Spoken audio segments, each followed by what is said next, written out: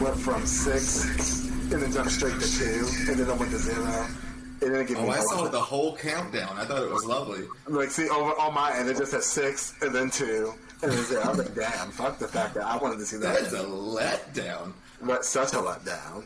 But yeah. For all the listeners and viewers at home, welcome to the I Will Never podcast with the one and only Brisk King. Today, my guest is another professional wrestler. I get it. I like having wrestlers. Sorry that wrestling is one of my passions. But I would like to introduce the world to the dead bod demigod himself, Joey Mayberry. Welcome to the podcast, bud. Thank you so much. I appreciate you having me. And I am not just a wrestler. I am an entertainer who likes to slap bitches while he wears spandex. That's pretty much what I am. It's a lot of fun. I can only imagine. I used to want to be a wrestler. I told Paloma and Cody the story already, so you're gonna get the same one. I always wanted to, when I was younger, I wanted to be a wrestler. And fun fact, the women were what got me into wrestling. Like, I think my first match I ever saw was a Divas Uncovered match between Crystal and Jillian. I remember. Was that on SmackDown? Yes. Oh my goodness, I love that. Like, I remember seeing the promo for it, and then I was like, oh, bitch. And that's back when I was convincing myself I was straight. So I was like, oh, I like was women. Divas Uncovered like one of the specials they had after, like it was like live on UPN after SmackDown? It's Divas Uncovered type special. Yeah, it was really a lot, because that was back when they used to do a lot. Like, they had the strip poker on ECW. I forgot about that. Like, I forgot about it, too, because I didn't get a chance to watch it on TV because my mom wouldn't let me. But watching it, I watched it now, like, current day, and I'm like, ooh, this is a lot. This is a lot for regular TV. It really was, and it makes me just admire that I still looked up to these women as a kid. Like, I was like, oh, Crystal and Jillian are the best ever in their Divas Uncovered match. Like, I still looked at them like superheroes growing up, even though they're going out there and just being, completely sexy, completely everything for mostly the male viewers. I was still looking up to them being like, oh my gosh, this is fun. This is the kind of sexy that I'd like to be. I find it funny because I feel like the women wrestlers of that era get shat on a lot, and especially when it comes to like the women's evolution. Everyone's always shitting on, all they did was do bra and panty matches or bikini contests, and I get it. Like, I wasn't, like, looking back on it, that wasn't really a good time to be a women's wrestling fan, but I'll say it's a part of the evolution. Like, I feel like we went from, like, in the 80s and 90s when women were like a sideshow. It was like a very rare occasion you would see women. I remember I said this to Paloma. It used to be to the point where you can go look at a match card. A match card's like 9 matches, give or take. Right. And out of all those 9 matches, 7 of them will be men. And if we're lucky, 2 of them will be women, or even 1. Oh my god, those 2-match Diva days, those are like little blessings in disguise, and you rarely got them. And it was only if it was like, you had the legit, title feud that they were having, then they had this side piece kind of like Playboy match going on. That's really the only time you got that, which was really sad. I mean, I want to say, as a gay black man, I miss when the women used to post for Playboy. I miss it so much. I do too. And you know what I also advocate? They need to bring, like, they did the Shawn Michaels Playgirl shoot. Let men be sexy. Let men be a little bit tawdry like you did that. Why can't we do that as well? I've always wondered why that can't be an area to explore in the future if they bring it back. I just don't understand why they got rid of it. Like, for me personally, as a viewer, I enjoy seeing the men and the women. So, honestly, I just feel like words. I understand that they're PG now. I get it. Yeah. You're appealing to kids. You can't have women, scantily clad women, coming down the runway. I said the runway. This is not Drag Race. It might as well be. I've always said wrestling is drag for straight people, is what it wound up being. I agree, but I hear wrestling get compared to a lot of things. Like, redneck anime is one of my favorite ones. I love that one. That was one of my favorite ones. I dig that. It's accurate. But it's all camp. It's all really the same thing. You might as well call the entryway, whatever you're doing, your own runway, because you better fucking walk. Like, you better do it. Exactly. You see them women that walk in the wrong way. You see them, oh, they're stopping. You see the gear, you see the hair, you see all that, and you're instantly attracted. You're like, oh, okay, this is someone I want to keep my eye on. Well, perfect example is you said Crystal Marshall. Like, I don't really remember what Crystal did much in the ring, but you know what I remember? I remember that strut. If you say Crystal Marshall, I think shoulder, shoulder, shoulder, shoulder. That's what I think. Instantly. She was giving face, she was giving body, couldn't wrestle, but we're not going to talk about that. It's not, it was a different time. They could get away with that. Nowadays, you can't do that. I mean, I think they could. I think a diva can have her place. As long as you're a performer, I think you have a right to step in the ring. I agree. Like, if it's something that, if you're passionate about wrestling, I don't understand why you can't step in the ring and show that. You don't have to be, you don't even have to be a wrestler necessarily. Like, there's other roles in the company that you can be. Well, even that, like, you don't have to be, not everyone's going to be a Charlotte Flair, Bayley, Becky Lynch. You're going to have Lanas that come along that are really charismatic and really entertaining. Are they going to sit there and do a freaking 450 like Bianca Belair? No, she's not. But she's going to come out and put on a show. Like, she's going to do what she's getting paid to do. She's doing the job. Yes. Yes, she is. But speaking, I know we touched on Drag Race a little bit. I know, I'm pretty sure you're an avid fan of the show. So, like I am. You know. What would ever give that away? That I'm a living, breathing homosexual? Yes, I do like Drag Race. That's a concept, a wild concept, you know. Yeah. What do you feel? How do you feel about this, the winner of this season? Oh, I was happy no matter who won. Honestly, out of all three of them, this was such a good season of Drag Race. As long as it wasn't Candy Muse, I was not going to be upset. That was it. Honestly. Okay. I am not here for the Candy Muse slander.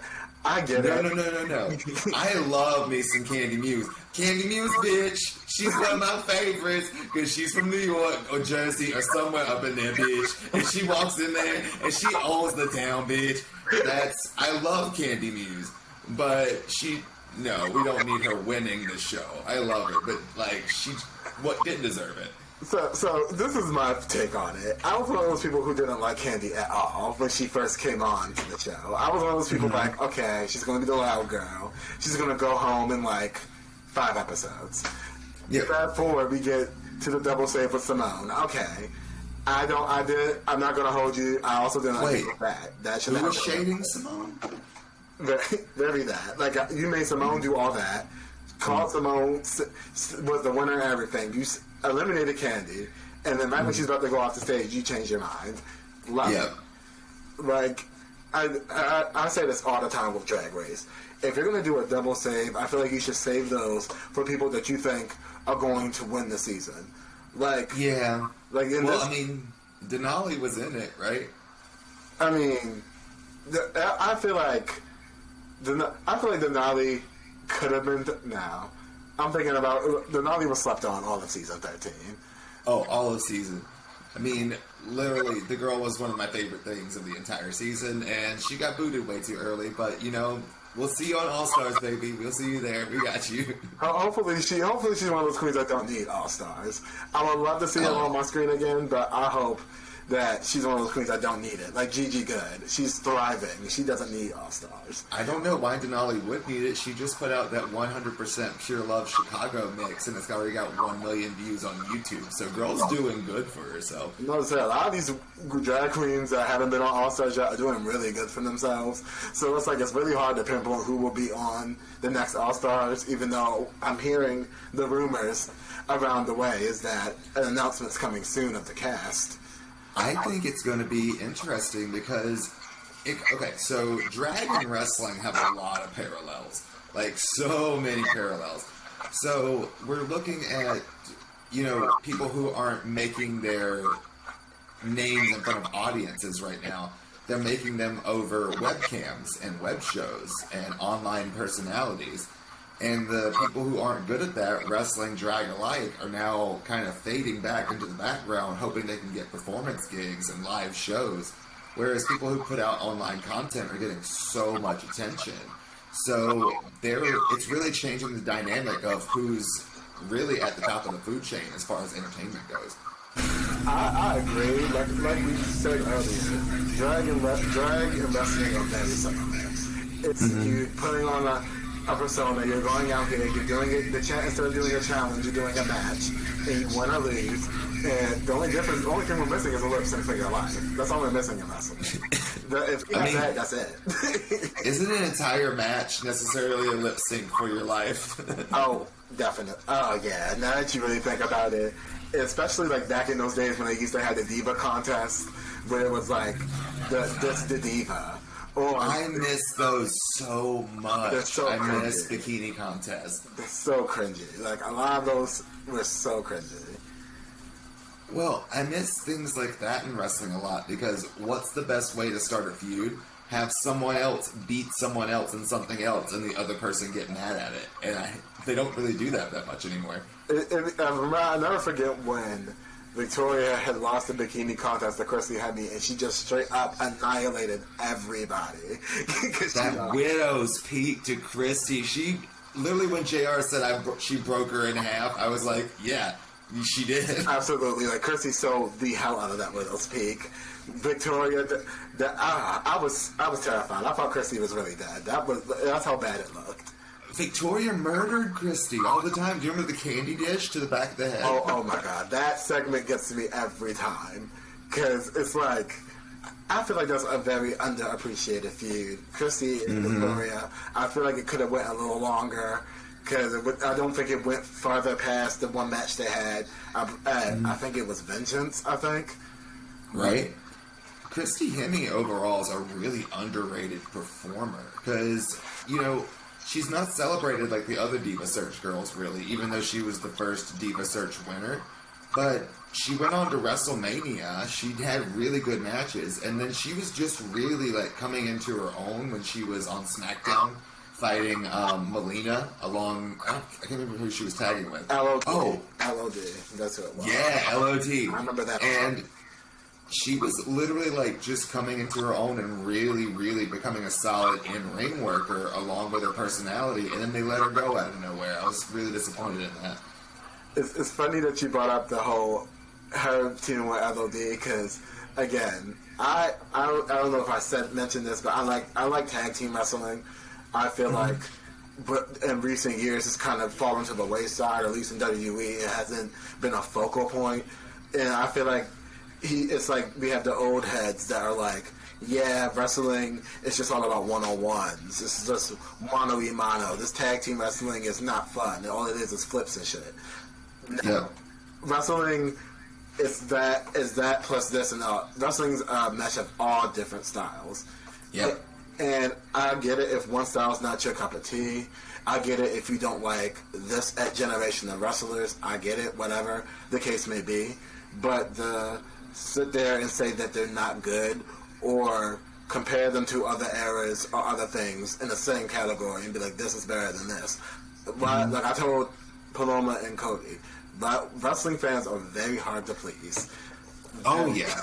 Very hard to please. Well, the thing is, with what I do on Ring the Bell, and I'm sure Paloma could relate to it, is we literally have to critique what we're also doing because we're also wrestlers. So it's really hard to come across, and I don't like to critique anybody on their actual in-ring performance anymore because unless you go out there and just completely, shit the bed, for lack of a better term, I can't call you out for going out there and putting out an effort. Because wrestling's really hard, and it takes a real special person to connect to an audience, and then especially this past year where there is no audience, it's a really hard art form. So I'm never going to come down on somebody for, not being the best in the ring. But where I come down on people is it's also a weekly television program. If you're not writing these characters correctly, and you're not giving them stuff to do, a lot of it, I critique the company and the writing more than I'd ever critique somebody online, or on what they do. I mean, I definitely see that perspective because, again, I feel like between the indies and wrestling companies, it's a difference in freedom.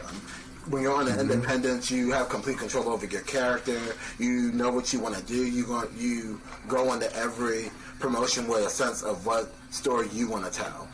But if you're with a company, you get like you get told to come up with these different personas and different names, and get rejected countless times before they finally settle on something they like, and then they give you a character, and you have to take that character and make it work. Well, yeah. Well, what a lot of people don't correlate is what's cool about indie wrestling is you're getting to see what a person imagines themselves to be, because we get to create our personas. We get to be whoever we want to in that ring. Whereas the people who are signed, they're molded to be part of WWE. They're not molded to be a product of themselves or something to push themselves. They're just supposed to be what represents WWE overall, and that's pretty much it.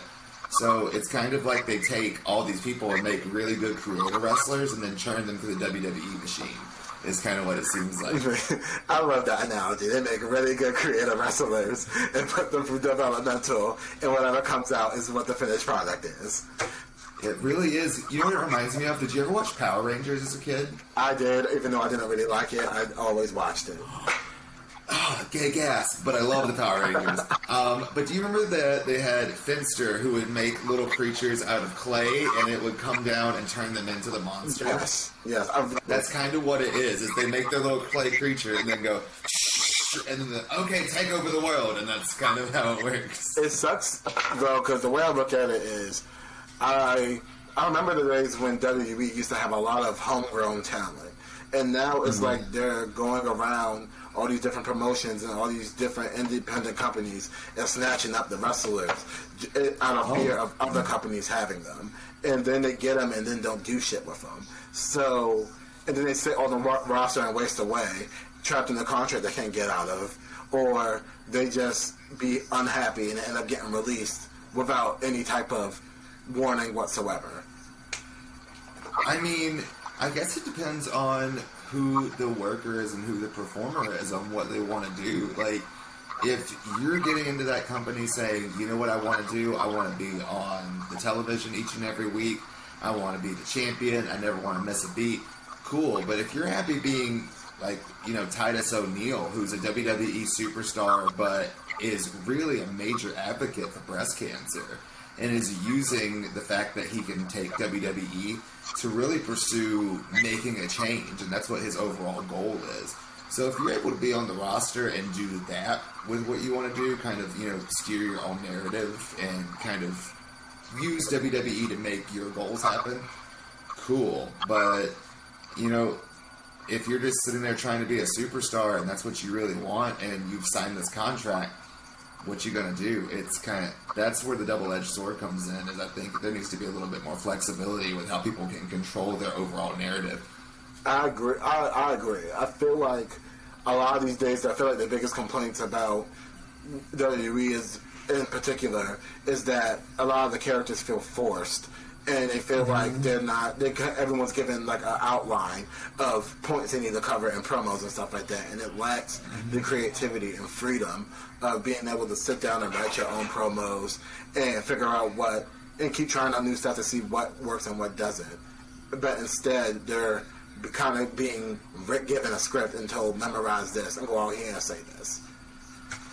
Well, you know, the problem with that is they're literally reading the script. Like, you can give people bullet points and say, go out and cut a promo. Like, as long as you hit these certain sentences. But now that it's scripted, like you're saying, to the point where I can tell they were force-fed their lines, what gets me is, if you're going to do that, write a TV show. Write some compelling drama. Do something. But the way that Drew McIntyre or someone walks out and goes, last week, I had to Bobby Lashley, and I had to be all mad about this thing, and then it's just the same generic promo. There's no, people don't talk like that. I don't know a person who talks like that. I don't either. Who just I really don't. Let them inject their personality, for the love of God, because some people can just go out and talk, and perfect example is LA Knight on NXT. Dude just walks out, talks, and never shuts his mouth. He knows exactly who he is. And, like, I feel like that is really beneficial to us, especially a wrestling character, because I feel like, again, where drag and wrestling have parallels, every season of Drag Race. It's been 13 regular seasons, 5 All-Star seasons. Every season is at least one girl on there that can't sew. Or they can't sew, they can't perform, they don't do performances, they're not from a big city, they're not used to being around other girls. Wrestling. A wrestler can cut great promos and can't wrestle, and vice versa. Or they're good at being a manager, but they suck as a wrestler. I feel like a lot of wrestlers these days are focusing, I get it, it's hard to improve everything all at once, and everyone works at their own pace. But some people are content with being excelling really good in one aspect of it and letting everything else fall to the wayside. And then when it comes down to put up or shut up, you get exposed and we see all these different weaknesses that you've been hiding. I think that's definitely a thing. The job of WWE, though, is to overall cover up any performer's weaknesses and make them look good. At this point, I don't think they're doing that, because if you're putting, like freaking, the biggest thing that's gotten me recently is I don't like wrestling calling me dumb, and they've done it a lot in the past 2 weeks. Like Mason T-Bar getting unmasked, and you act like Dio Madden wasn't a former commentator with you on Raw, like you wouldn't recognize his face. That's the storyline WWE put out. They had Dava Kato debut at WrestleMania, and they're like, "Who is this man?" I'm like, "I don't know. He's that guy on Raw Underground." That happened like 4 months ago. I was very confused. That keeps happening a lot. Like, I'm just supposed to not remember things, and that's how it's supposed to roll. And I don't understand it. It's funny that you mentioned that, because that ties to my next point. It's really hard to surprise fans these days.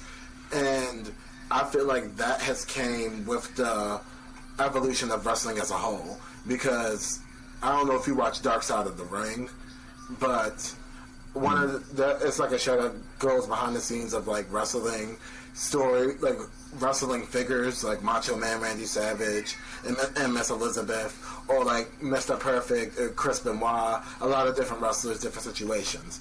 And back in the day, like the 80s and 70s and the 90s, even like the early 90s, wrestling was a sacred thing that you didn't know about unless you was in the industry. Like you didn't know nothing about everything that went on behind the scenes. It was a suspension of disbelief. It was so easy to surprise people back then because it was such a tight-knit community and whatnot. Well, surprises could totally happen in today's day and age. Even though kayfabe is a word that is dead, it died with Total Divas, and I will go to my grave saying that. Kayfabe's over. You can surprise people in WWE, and the easiest way they could do it is just stop doing the things that they're doing. Like, if you had Asuka go out there next week and destroy Charlotte Flair, and then Rhea Ripley run down and Asuka destroy Rhea Ripley, and Asuka go up to the top rope holding the belt just saying, "Rah!" and then just coming back each week more and more intense. That's going to surprise fans because that's not the direction that your company typically goes in. And you've now booked yourself into this, like, I guess, I don't even know the word anymore. You pretty much now wrote this book, this formula, that this needs to happen, this needs to happen, this needs to happen. And we as fans, people who watch these shows, we've called up, we know the formula. All you have to do is rip one part out and throw something different in there, and we're hooked. And that's it. But then again, it goes back to like the evolution of wrestling. Now, we have the stuff like we have social media now, and now you're able to see wrestlers' lives outside of the ring. And you get to.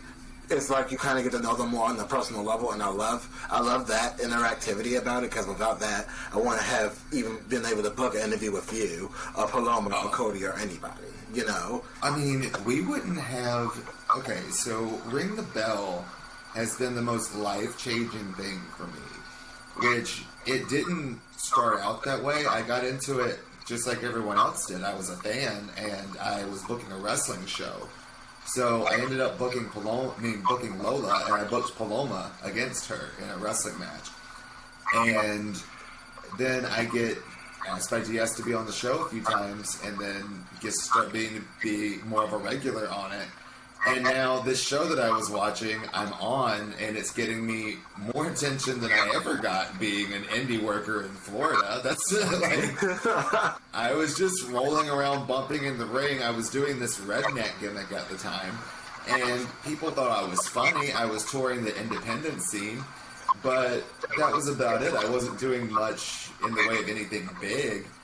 And Ring the Bell definitely put me in a spotlight. So being able to come and just meet this insane family of women's wrestling fans, and then kind of really helped me break out of my shell as well, because I didn't come out until about 6 years ago, and I came out right after I met my husband, and pretty much it's just been kind of me getting to grow and learn who I am as a performer as well as a human. Right. Because I've never got to really live my true self, and just, I felt like I was always putting a show on. So it's kind of like now that I get to express my true self on social media, I can express my true self as an artist, and I can go in there and be a little bit more campy, be a little bit more funny, be a little bit more flamboyant than I probably ever would have been. And all that stemmed from the confidence of getting to now use social media to be myself in front of a camera.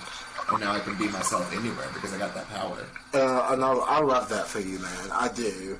I sympathize with you a lot. I want to say I was a closeted gay man, but looking back now that I'm like about to be 23, I'm looking back at what I used to do as a kid. I'm like, oh, it was so obvious I was gay. I don't know why. Right? Like, the boys used to play football on, like, concrete and cement. And I used to look at that. I would look at that and then look at the girls doing double dutch. And I'm like, that looks a lot safer and a lot more fun.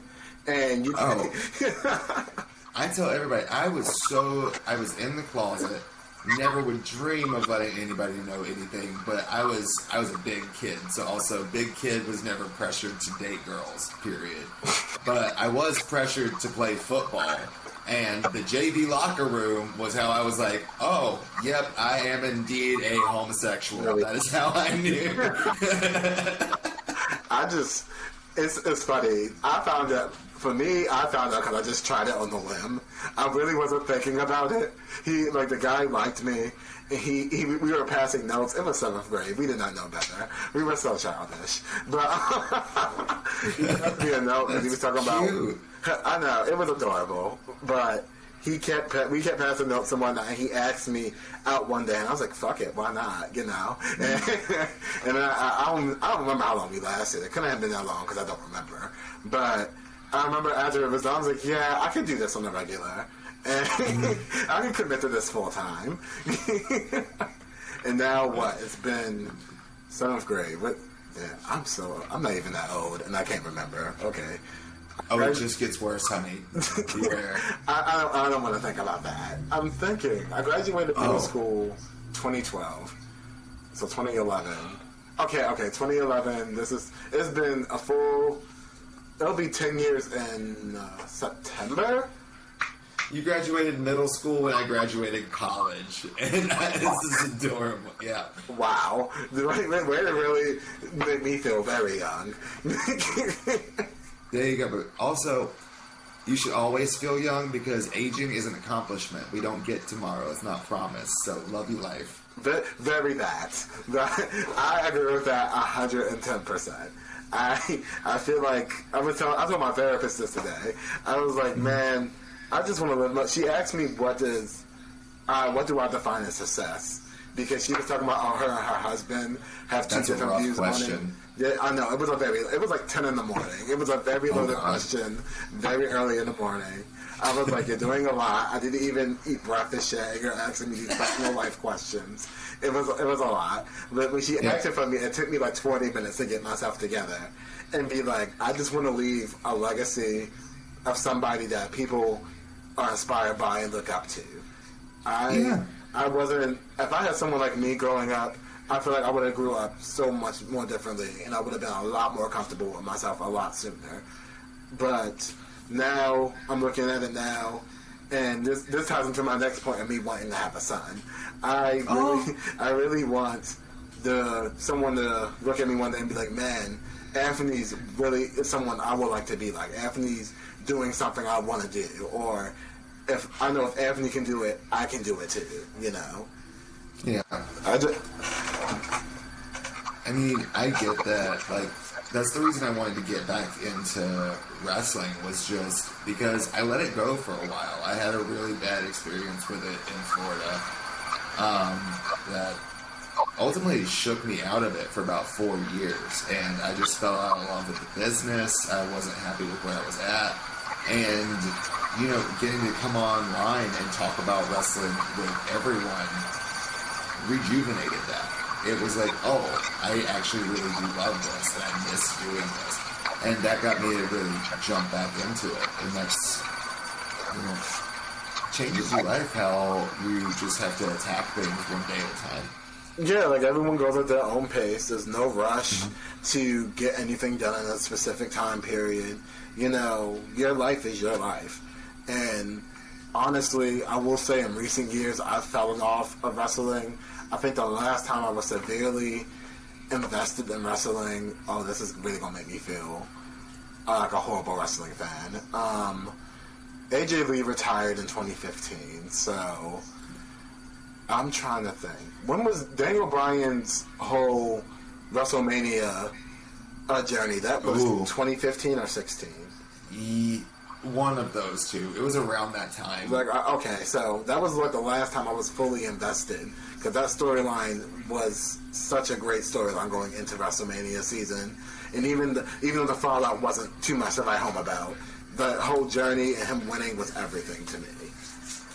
That was everything. I would say, to me, the last time I was really invested was Kofi Kingston winning at WrestleMania. I was really invested. How did I forget about that? Wow. I watched that. Oh my god.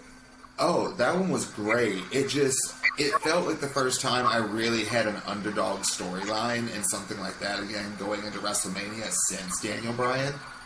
And then probably before that was Brie Bella and Stephanie McMahon for the SummerSlam feud was probably the last time I was really invested. Oh my god, can we just talk about the very bad acting on Brie's part? I feel as though Stephanie is a natural person you can hate, so it makes sense. She was fine in her role. Brie, I don't even know where to begin. I say that Stephanie McMahon is one of the best performers in WWE history. Hands down, don't care what you say. She's never been on the screen and made me not care, if that makes sense. I've always been invested when Stephanie McMahon's on screen. I'm guilty of that too, because I know I was one of those critics that was like, I was tired, I hate the Authority. I couldn't stand that whole group, I hated that angle. But anytime Stephanie came into the ring, anytime she was on the screen, it's like she instantly had my attention. But you hated them because you were supposed to hate them, rather than just hating them because you're sick of seeing them, like certain things, which that works. I've never felt like the Authority was being rammed down my throat. Especially because it wasn't like they were always on TV. It was months or weeks where they wouldn't be even featured on the programming, and then they'll make like a surprise return or something, and get all the boos. And I'm like, yes, that's what we love to see. I mean, if you're wanting storyline as far as wrestling, NXT is really where it's at right now. There's not much story across really any promotion. Impact does a lot of campy kind of wrestling, which I really enjoy, and I find Impact to be a lot of fun, but there's really not much congruent weekly storylines anymore outside of NXT. Like, I feel like one thing I will say, and I don't care, if you're a wrestling fan, you have to admit this. I know WWE was like the first wrestling company in like the United States to have like the women tag titles way back in like the 80s, I believe. But I feel like Impact really took that concept and made it work for the time period. Granted, the people that they had there are what made it work. Like the beautiful people. You had Gail Kim and Awesome Kong. You had Hamada. You had Taylor Wilde and Sarita. Like, you had a lot of talented women. Taylor Wilde's coming back to Impact. I'm very excited to hear Thank God. I was so mad when she retired from wrestling, because she was like like I said, women's wrestling, I love it so much. My favorite women's wrestler of all time is probably, I'm not going to be basic and say Trish. I will say probably AJ Lee. That's easily my favorite women's wrestler. I love her dearly. Can I tell you, like, I loved all of that era. All of that era was exactly what I loved. I made a WWE Divas MySpace back in the day that I was running. Yeah. I had all the Impact knockouts on there. I was addicted. And it was really cool because that was back in, like, the heyday of Diva Dirt. And I used to watch Jake Smith, who used to host as Jake Verderano on Diva Dirt TV. And now he's doing Ring the Bell with me, and he's like going to be on Ring the Bell Live with me this Saturday. And I'm just like, this has all come so full circle. Like, what just happened? I love that. I love that for you. Like, it's just kind of cool because I knew there were women's wrestling fans out there. I knew there were people that watched the product for the thing that I watched. And old school Diva Dirt was really the first thing that brought all of these people together. So we really were just getting to learn about each other because it was never treated with respect to be a women's wrestling fan. You didn't get merch. You barely got toys. You really didn't get anything. I remember back in the day, you couldn't find anything with Lita on it. And I got a Lita shirt that was some sort of bum print at a flea market. And I wore that thing with pride. It was just like some random Divas magazine cutout of Lita hot pressed onto a t-shirt. But I would walk around and just be like, I got a Lita t-shirt. It probably cost my mama $15 at the flea market, but I got it. Exactly, and it's an exclusive. You can't get this anywhere else. I got the only one made. Mm-hmm. Yep. I think growing up, like you said, the women's wrestling was treated as a joke.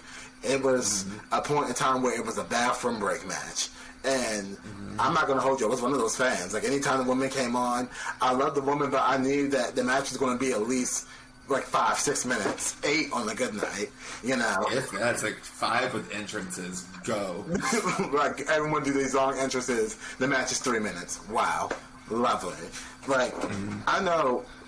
let's backtrack a little bit. I know we talk about the women's evolution a lot, and I know they love to talk about who started it and who made it, who's the reason why it is as popular as it is now. And I feel like AJ Lee does not get the credit she deserves for being a catalyst in that whole, like, the Give Divas a Chance thing.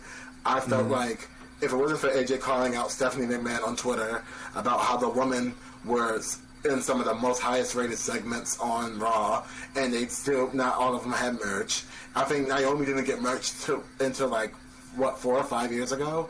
Not until Feel the Glow, I feel like. Yeah, and that was like 2016, and she's been with there since the Funkadactyls. So, it was just like, AJ called up the company she worked for out on that treatment of the women's wrestlers, and then Give Divas a Chance to trend, and started had them taking notice of women's wrestling.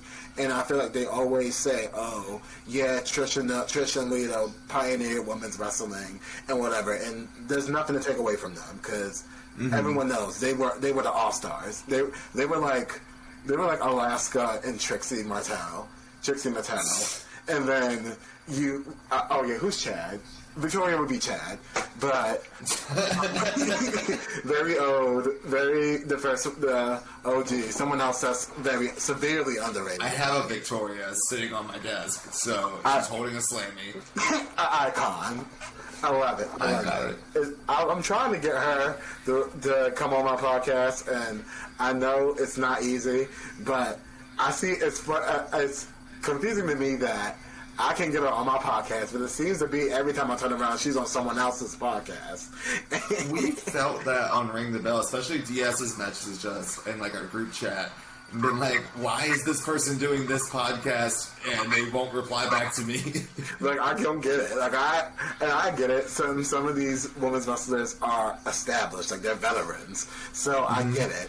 But it's like, you won't respond to me, but here you go doing 3-4 podcasts last week. But you can't reply to little on me. I mean, Who knows? We'll see what happens. Hopefully they get back to you. Exactly. I just keep bothering them. Like, eventually you're going to have to say something to me. So there you go. That's the attitude. Badger people. Like, I reached out to Victoria, Gail Kim, Christy Hemme. I reached out to... I was thinking of reaching out to Awesome Cons. I really want Bianca. I'm really shooting for the stars here, but I really want Bianca. So bad. I mean... It's going to be rough. You might have to buy a cameo because that's how WWE rolls now. Exactly. You know, you're not allowed to make no money on the side using your own likeness. You know, you gotta go through WWE first for that. I really want AJ Lee. Again, she's my favorite women's wrestler. I've been obsessed. She's been like the day that she retired was like my passcode on my phone for like 8 years. Oh, like I was like when my boyfriend. That's some dedication. I know. I was such a fan. Like I was so in love with AJ Lee. The last girlfriend I had I think it was for her birthday. I brought her the AJ Lee shirt with the spider on it, with the matching necklace. Oh yeah, okay, I remember that. And she was like, "Oh, this is so cute." I was like, "Yeah, I got it because it was cute, and I thought it was gonna look good on you." Little did she know, I only got it because I was like, "AJ Lee, I can't have AJ Lee, so this is the closest thing I'm gonna have to it."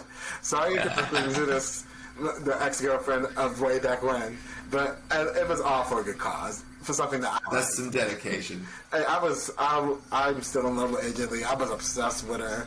Like, it was to the point where when I think it was WWE 12 came out, I was heated. No, it was my numbers as well. 2011. I was like, why is she not in the game? Then the year after that, why is she not in the game? She's on TV. Why is she not in the game? WWE 13 comes out. She's DLC. Annoyed, but she's in the game. I can't complain. The next year, she's in the game. 15. Last game she's in, then she retires. And I was like, wow. Like, she retired so young, and it was so much. Right when the women's revolution was really kicking up, and then Charlotte, Becky, and Sasha came like 3 months later.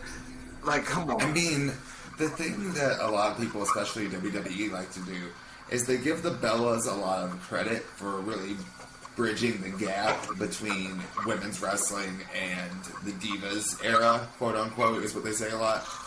But they did it via publicity. They didn't do it in the ring as much. In the ring, it was who was appealing to the wrestling fans, which was Paige, AJ.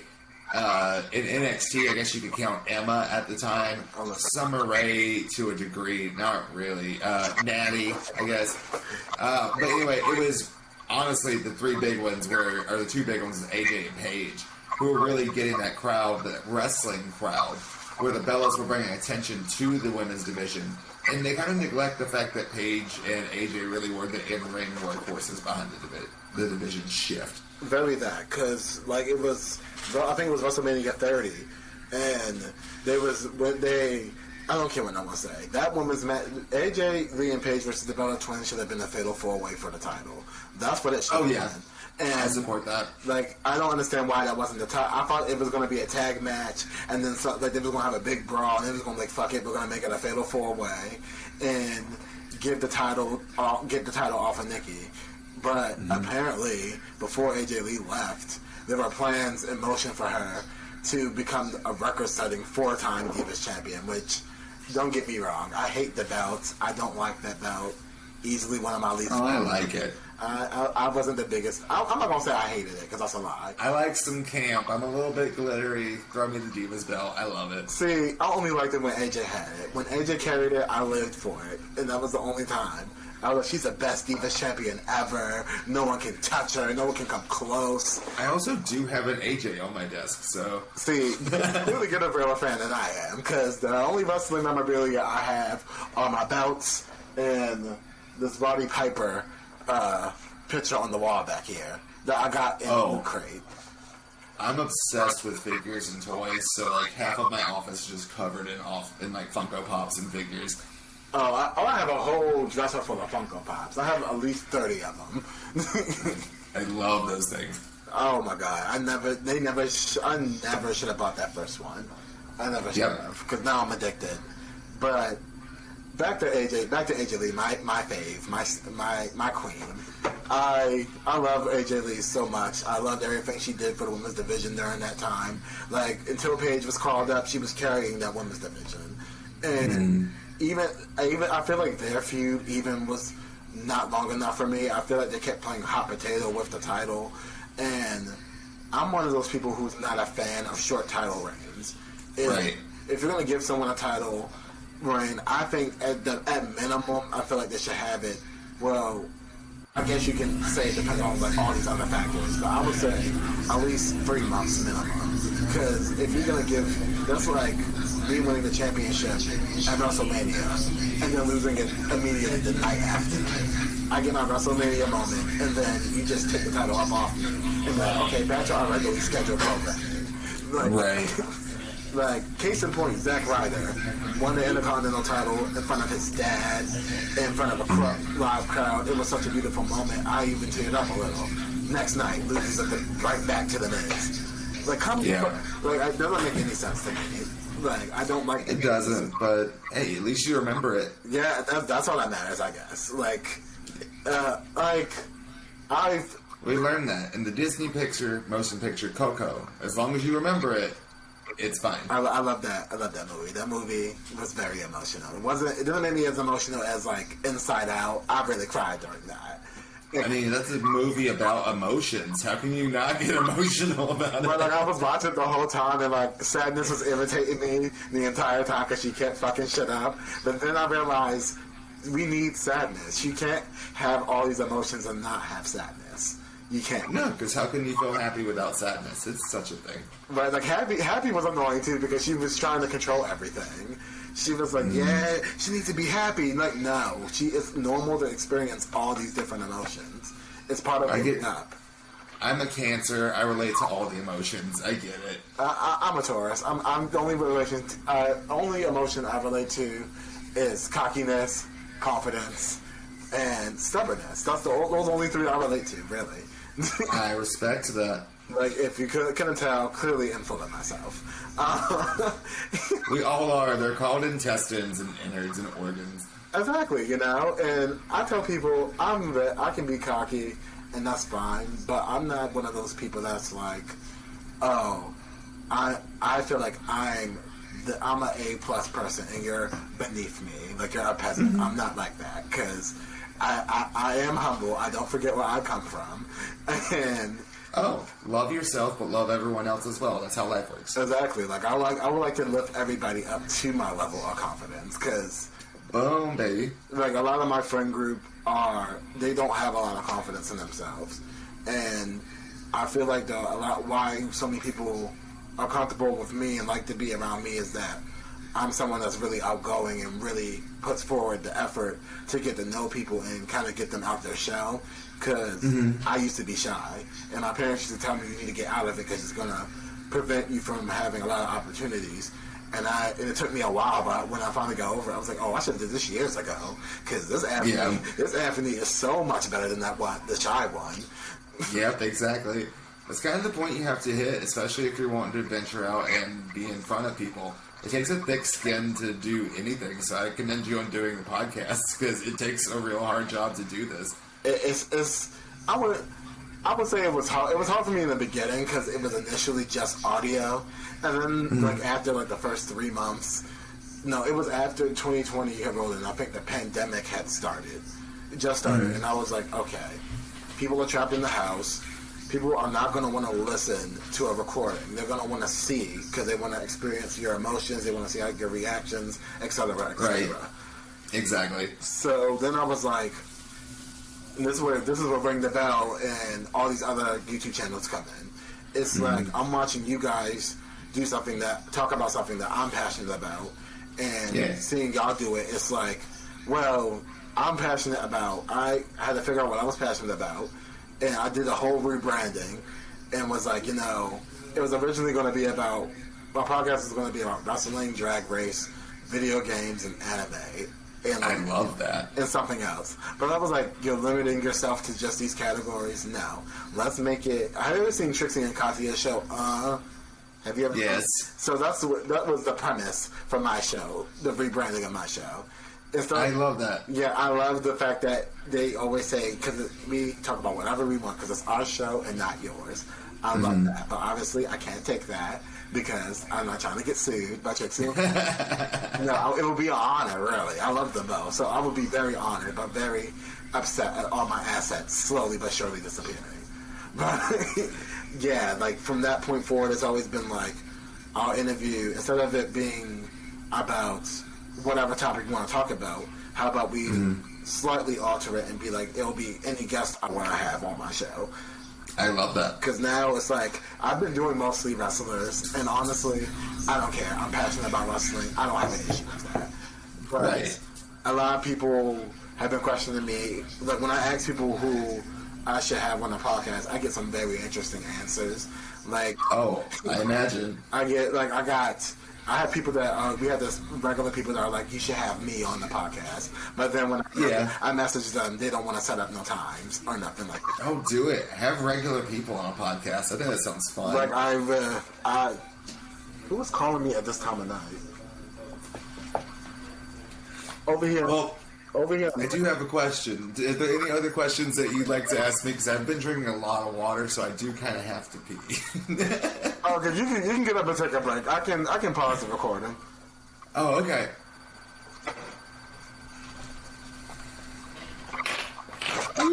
Fuck. Oh, is he finally done?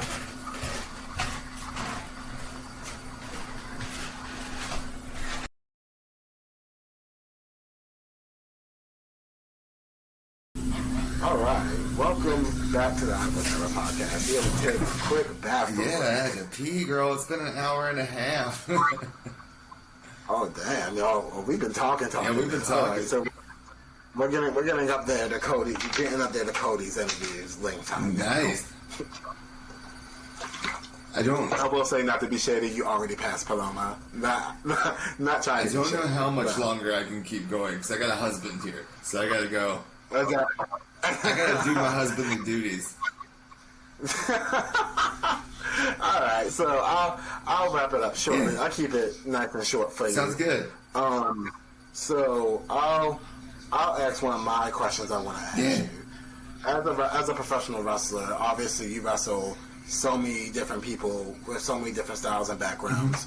What got you into wrestling as a whole? Oh, from the initial get-go, my first... Okay, so when I was a little kid, I had no idea really what wrestling was, except for my uncle had bought me this like old school WrestleMania action figure set. It had like the Honky Tonk Man, the Ultimate Warrior, Andre the Giant. I had no idea who these people were, but they were in my house. And then one day when I was like 10, my dad turns on wrestling, and it was Vince McMahon yelling at Stephanie and saying, "Next Monday, you're going to defend your title against Lita." And like Stephanie looked horrified, and like I was like, what is this thing that's going to happen? What are these two girls? And I remember next Monday we tuned in, and it was The Rock as a special guest referee, Lita versus Stephanie in the main event match. And Lita was like the coolest freaking thing. I was like, this girl comes out, she's got the baggy pants on, the big thong, and I was like, she's just cool. And I was hooked from there. I was a Lita fan. I always had to play as Jeff Hardy on the playground because they wouldn't let boys be Lita.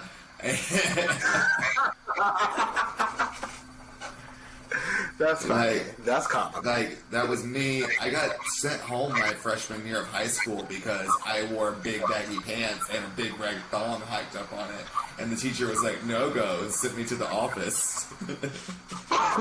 So you weren't allowed to express yourself in high I school. wasn't. I imagine it also looked awkward because I was 300 pounds in high school, so I had a big red thong over my big old belly. So that would have been so much. I understand why they sent you home. I got you. Put it into perspective. See, if I would have been sexy, like sexy, even though you're all sexy, everybody is, just not to everyone else. That's how sexy works. It's subjective. But I felt sexy. I looked sexy. Someone found me sexy. I tell people that all the time. I was like, yeah, everyone, like, you're not gonna be everyone's cup of tea, but there's someone out there for everybody. Someone's gonna like you for you. Mm-hmm. Clearly, you have a husband, so clearly it worked out for you. I know, like, he's gorgeous, and I'm just, and he finds me gorgeous, so you know it always works out. Someone's gonna find you gorgeous, and they're gonna be awesome, and your life's gonna work out. That's how it works. It's like, y'all hear that? Joey Mayberry is dropping some very inspirational knowledge here on the podcast. Oh, my entire, like, gimmick, because I fell in love with wrestling because I loved Lita. I thought she was the coolest thing. And then once I started doing it, I was in a really, I don't believe, great training environment. At the time, I thought I was being trained by a really good human, and it turns out really wasn't. So, and that person ended up outing me to the wrestling community in Florida before I was ready.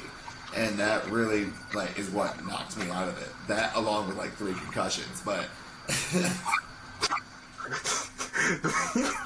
The physical and the mental trauma, far too The much. mental trauma, like, I remember I got hurt, and I was like, my doctor literally told me, you need to take at least, like, 6 months off. Like, just stop doing it. And I was like, okay, cool. So, I was gonna do that, but... You know, you can't stay away from what you like doing. You can't keep away from it. And when I took those 6 months away and really stepped back and then came back, I learned that I was really being talked about enough to where when I came back, there was a Joey's a faggot chant in the crowd, which was devastating. So I just completely gave up on wrestling after that. So when I came back up and got more involved with, like, Ring the Bell, I was like, I need to come up with this character. And one day on Ring the Bell, someone said Dad Bod Demigod, or I said it, something happened. And I was like, I fucking love that. Because that's just like the overall embodiment of I look a certain way and I don't give a fuck. I'm sexy, I look good. In fact, I'm downright heavenly. So I know that's right. I loved it, and that's kind of been what I've been trying to grow. I tried to do like this whole, like I've been experimenting with who he is inside of a ring, because he's my pure embodiment of loving yourself, loving everything about who you are, owning your sexy. Like when I step out through that curtain and I'm wearing my tight shiny pants and my little singlet and my glitter glasses, and I'm just like, you know who I am? I am the most gorgeous motherfucker in this room, and not one person can tell me any different. And it's all coming from positivity, and it's all coming from a place of loving yourself. Hopefully to inspire other people to do the same is where I really want to land with it. Because if you can love yourself in every imperfection that you don't have, that every single person in the world can find, as long as you love what you got, can't nobody fucking take that away from you. So that's who the damn Demigod was, and that's who I'm trying to bring into wrestling. I love that for you. A wise individual once told me, if you can't love yourself, how the hell are you going to love anybody else? Can I get an amen? You can get a gay man up in here. But I love that. I think one of the things that really got me interested in you and your craft was that you're an openly gay wrestler that's doing something that he not only doing something that he loves, but he's doing it as a out and proud gay wrestler. And I feel like a lot, especially now, I know we're seeing a lot more. Not I wouldn't say a lot, but now it's slowly but surely we're seeing more wrestlers come out and be comfortable with living their truth. Like we have Kira Logan in Impact, who's dating Diamante. We have Sonny Kiss in AEW. We have you. We had Darren Young when he first came out, and was still signed to WWE at that. Like, representation matters. It so matters. And if I knew that there were other wrestlers out there that were, you know, just as gay as I was, because where I was a very masculine facility. Like, all the guys are very, like, macho. It was something where I thought I really had to be one of the boys, which I've never been one of the boys. I've always been the awkward Hufflepuff of every fucking group I've ever been in. So, that's that. Like, trying to fit into that, I kind of created this alternative version of Joey Mayberry that wasn't me at all. And it was hard because I kept my name because I was doing a redneck gimmick, and Joey Mayberry is the most bumpkin name I could ever think of. Like, it just fits. It's a country name.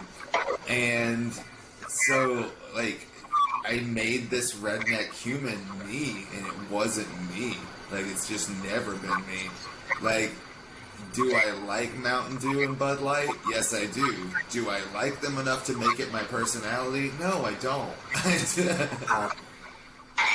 Heave. That's not. Don't you heave on my culture. I come from a proud line of trailer trash. No, I'm kidding. We live in a double wide. We're doing really good.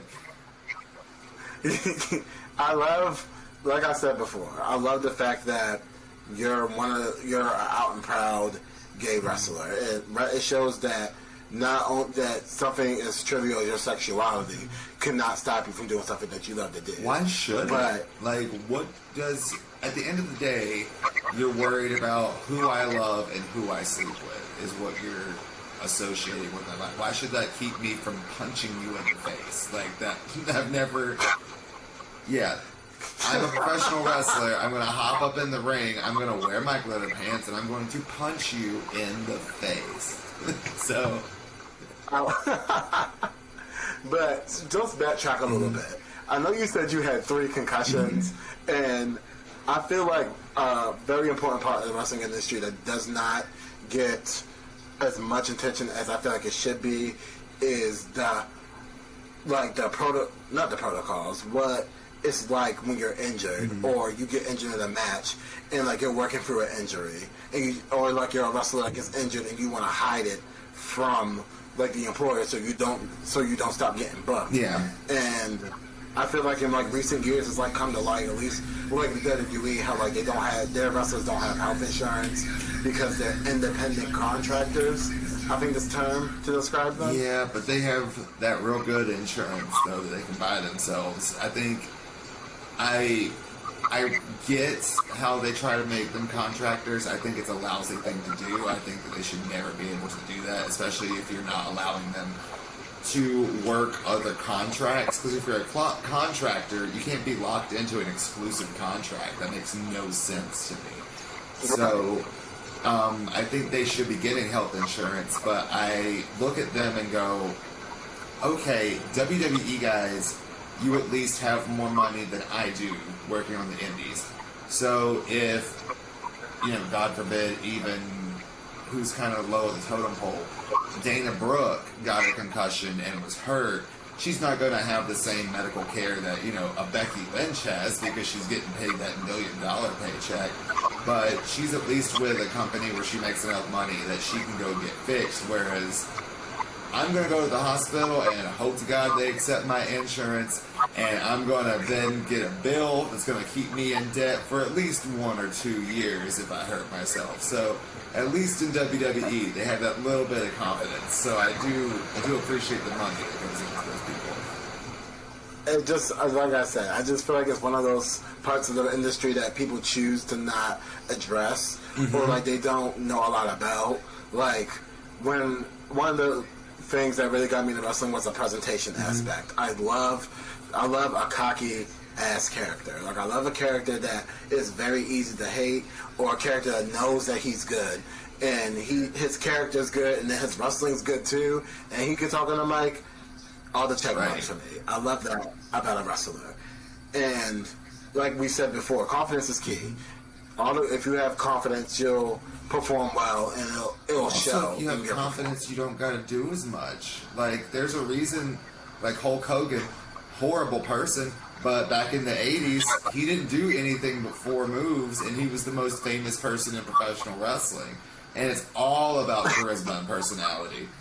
Like, yeah, like that's like it sells. You have to sell yourself to these fans and get them invested in your character. That's probably one of the biggest parts of sports entertainment. Oh, exactly. Like wrestling, yeah, that's like at the core. But then you have all these other aspects. Can you cut a promo? Can you have the crowd fall in love with you or hate you? Because any reaction is better than no reaction. Well, it's like, look at the people who are trying to get people to invest in themselves. You're not going to get to the level of John Cena, who can just wear a different colored t-shirt each week and create a whole new market, unless you have that entire package. Like, if I had to say the best superstar in probably the last 30 years is John Cena. I can't argue that. I really can't. From an entertainment standpoint, I really can't argue that, because it's like everyone can. I'm not a John Cena fan. I don't like John Cena. I used to despise him. I used to not be the biggest fan of him at all. But now I respect what he is and I respect his craft and what he's done for the business, because Cena is not only a homegrown talent at that. He's been with this company ever since he started in the business, and he went from this rookie to this 16-time world champion. And he has all the factors. He can call a promo. He's appealing to all demographics, and he's just very marketable. And some things I hear this all the time when wrestlers talk to each other. It's like some things people are born with, and some people have to work hard to achieve that. Maybe it's Maybelline. Either way, you're gonna have to. It's gonna work out. Maybe it's clinical depression. But I'll give you one last question, and then I'll let you Sounds go. good. If you could have, you've been wrestling for how many years now? Okay, so I started in 2013, so I've been doing some form of wrestling since 2013, but I really took 2016 to 2020 pretty much off. So, about 5 years. Okay. And in all your years of wrestling, I'm pretty sure someone has it down to ask this question. I'm going to ask you anyway. If you could pick any wrestler from any era in their prime to wrestle in your dream match, it can be any match, any stipulation, doesn't matter. What wrestler would it be and why? I would want a mixed tag team match where I team with Lita to face the team of The Miz and Maurice. Oh, that's interesting. That's a really interesting. Why is that? Why is that your dream? The Miz is one of my favorite wrestlers of all time, and I'm not going to sugarcoat it. I don't think that, I agree. That boy is just so good. I've never liked him more than when I'm supposed to like him. I've never disliked him more when I'm supposed to dislike him. And the thing that I watch each and every week with him doing now is, are all of his promos cringy and awful? Yes, they are. Are they delivered with the charismatic force of a tidal wave? Yes, they are. He will go out there and make everything he does seem important, because that's just a showman.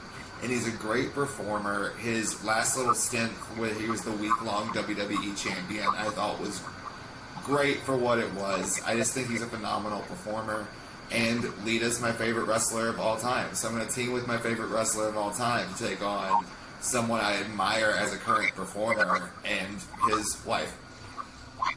I love that you said The Miz, because earlier today someone has shared a post about how he was underrated, and I was like, severely, undeniably, without a question. I don't think underrated, because everyone knows how good he is. I would say undervalued. Or underutilized. Yeah. Well, I mean, he does, wrestle all the time. Yeah, but like you said, with that 1 week stint as a WWE champion. I don't know. The two best matches at WrestleMania this year were Sasha Bianca and The Miz and Morrison versus Damian Priest and Bad Bunny. Those are my two favorite matches at Mania this year. I can agree, because WrestleMania, first of all, the 2-night thing, I'm fine with that. I get it. It's something new. It's something new and fresh. Can't complain. Night one was so much better. And I was saying, going into night two, I was like, night two is not topping night one. There's no way that it is. And sure enough, it didn't. And I feel like that's why I feel like it was better when WrestleMania was just one big card, because it's like if you have that one stellar match, you don't have to worry about the next day. Oh, how do I follow that night of events and be like, how can I top that the previous night? Now it's like it's a competition between the two nights because it's night one, you're setting the tone for the weekend, and then Sunday was night two, and that's when WrestleMania is usually on. So it's like all the pressure's on you to perform 100 times better than the people did the night before. I mean, I love that weekend. I thought it was great.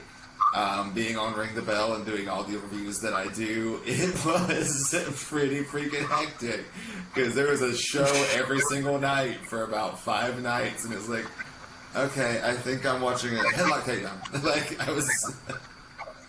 Exactly, and then it was like all these different companies, everyone decided they want to do all their special stuff on WrestleMania weekend.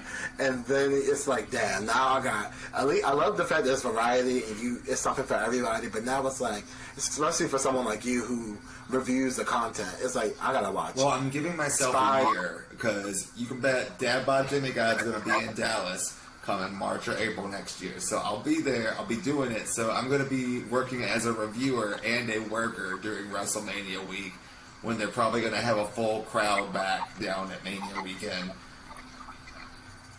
Pray for me next year. That's all I'm asking.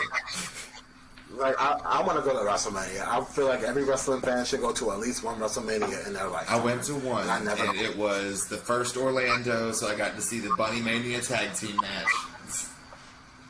Lucky you. You got to see Ashley and Maria and Beth Phoenix and Melina with that beautiful entrance. Oh, man. Lucky you. I was in the nosebleed section right next to the section where the firework fell on people, so it was pretty good. But the fireworks didn't fall on you. No, but we watched it fall on people next to us. Like, it was literally the next section of the nosebleeds over, like to the left was where it fell. And you was like, ha, I'm glad we weren't. No, I was like, oh my god, these people. Like, I'm a cancer. I could have cried. Oh, I would have laughed. I know I would have. I have a very judge sense of humor. I would have found that to be comical. But it's midnight over here in Frostburg, Maryland. Oh. So It's 11 over here in Chicago, and I need to go to sleep because I got training in the morning. I can't relate. I have 30,000 word paper I have to write. Oh, Lord. I wish I was doing something interesting. May the odds be forever in your favor. Please bear with me. But again, thank you, Mr. Dad Bod Demigod, Mr. Mayberry. Thank you for blessing us with your presence on the I Will Never podcast. Tell the viewers and listeners where they can find you. You can find me at Joey_Mayberry on Instagram and Twitter. You can find me at Joey.Mayberry on TikTok. You can also find me on Ring the Bell each and every Saturday doing Ring the Bell Live. And then I'll be hosting Ring the Bell content. Then I have my own show, Tops and Bottoms, the podcast, where Mr. Tommy Purr and I discuss literally all wrestling. We go through men's and women's wrestling each and every Monday. We subject ourselves to watch this for the people who don't listen to our podcast. So check that out if you'd like to. I have a YouTube, and you can find me mulling about the country. I'll be making my Vegas wrestling debut on June the 26th at Big Valley Wrestling.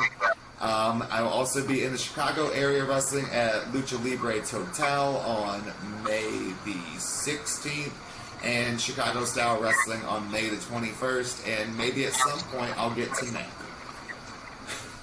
So what Mr. Mayberry said is, he's booked and busy. That's what he meant to say. That sums it up perfectly. Thank you. Thank you so much for coming to this podcast and giving me your time. And I had such a great time with you, bud. I did too. This was so much fun. I love talking wrestling with people. And if I leave you with one thing, it is just this. Just remember, it's Joey, bitch. Thank you for having me. Bye. Bye. Enjoy your night, bud. Thank you. You too.